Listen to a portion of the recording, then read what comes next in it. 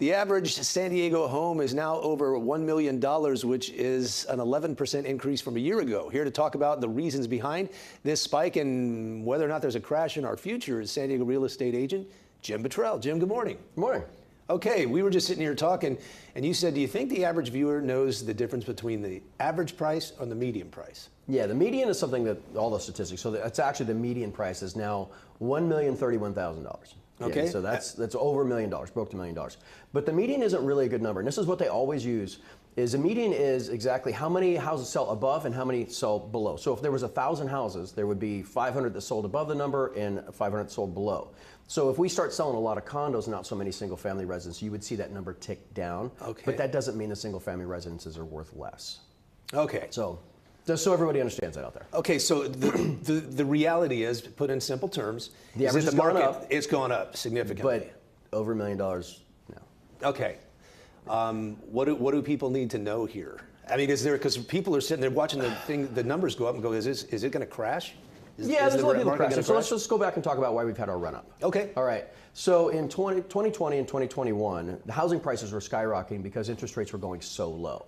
So for example, today, at today's interest rates, the payment for a $650,000 house is roughly the same payment of a $1 million house in 2021's interest rates. Okay. That's quite big. So that caused houses prices to go up, and that was 2020 and 2021. 2022, the market did a whole bunch of nothing. We went up at first, and then we went down, 15%, then we recovered, that was kind of flat. 2023 and 2024, the housing prices is going up because there's a shortage of houses for sale. 82% of people that have a mortgage on their house right now have a mortgage that starts with a 2 or a 3. They're not giving those up. Right? Those houses aren't coming to market. This is going to be a decade-long cycle. Plus, there simply aren't enough structures in the market right now. So then it goes to the second part. Is there going to be a crash? This is where I get to be the Grinch. No, there's not going to be a crash. If you already own a home, you're in a fantastic position because there's not going to be a lot of houses that come to market for the next decade. All right, so there's not going to be a lot of houses that come to market, and that's going to prop housing prices up. So we're going to see what we've been getting is what we're going to get. Okay, you just mentioned people sitting on 2 and 3% interest rates. Mm-hmm. What might cause those people to actually sell? Okay, one word, pain. That's Okay. just, it's pain. Painfully too many kids in one bedroom. Painfully, after the kids have moved out, a painfully empty house, or maybe stairs that are too painful to go up and down.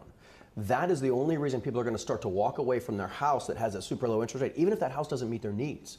They're stuck in that super low interest rate, so they're not going to give it up. Remember, interest rates only spiked 2 years ago.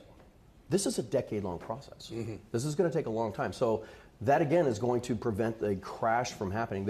Interest rates, unfortunately, aren't going to come down, again, me being the Grinch, but they're not going to come down. There's nothing that suggests they come down. And yes, in a year, we might see 6.5%, maybe 6.25%, but that's not going to change the mathematics of everything. It's not going to change anything. What about somebody who's renting, has been renting, and just sees no hope for ownership?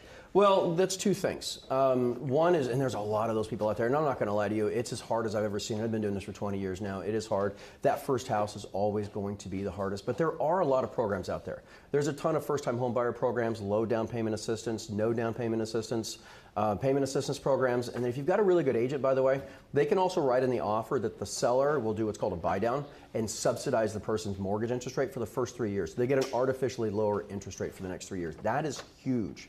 The mindset is you're just going to have to understand that when you go to buy a house, you're going to pay substantially more for that house than you would for renting the same house. But then you have to do the math behind it, and the math gets kind of interesting because if you understand the math, it gets really easy.